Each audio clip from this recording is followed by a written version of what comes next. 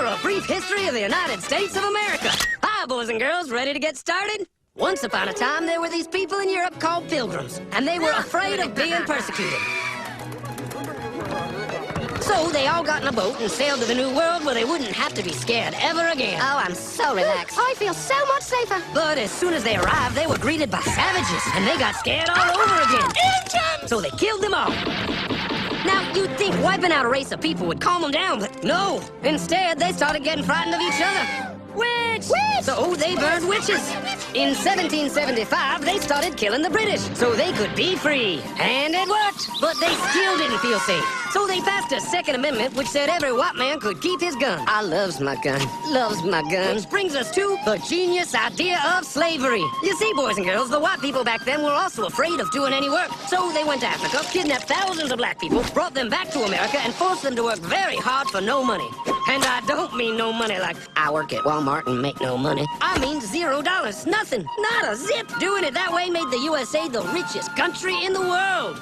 So did having all that money and free help calm the white people down? No way. They got even more afraid. That's because after 200 years of slavery, the black people now outnumbered the white people in many parts of the South. Well, you can pretty much guess what came next. The slaves started rebelling. There were uprisings, and old master's heads got chopped off. And when white people heard of this, they were freaking out and going, I want to live. Don't kill me, big black man. Well, just in the nick of time came Samuel Colt, who in 1836 invented the first weapon ever that could be fired over and over without having to reload. And all the southern whites were like, yeah! But it was too late. The North soon won the Civil War and the slaves were freed. Yep, they were free now to go chop all the old masters' heads off. And everybody was like, oh no, we're gonna die. But the freed slaves took no revenge. They just wanted to live in peace. But you couldn't convince the white people of this. So they formed the Ku Klux Klan. And in 1871, the same year the Klan became an illegal terrorist organization, another group was founded, the National Rifle Association. Soon politicians passed one of the first gun laws, making it illegal for any black person to own one.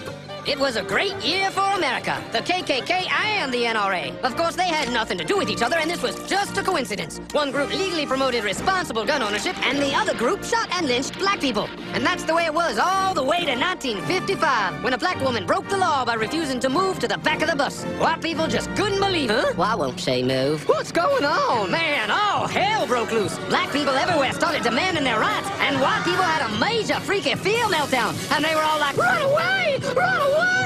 And they did. They all ran fleeing to the suburbs where it was all white and safe and clean. And they went out and bought 250 million guns and put locks on the doors, alarms in the houses, and gates around the neighborhoods. And finally, they were all safe and secure and snug as a bug.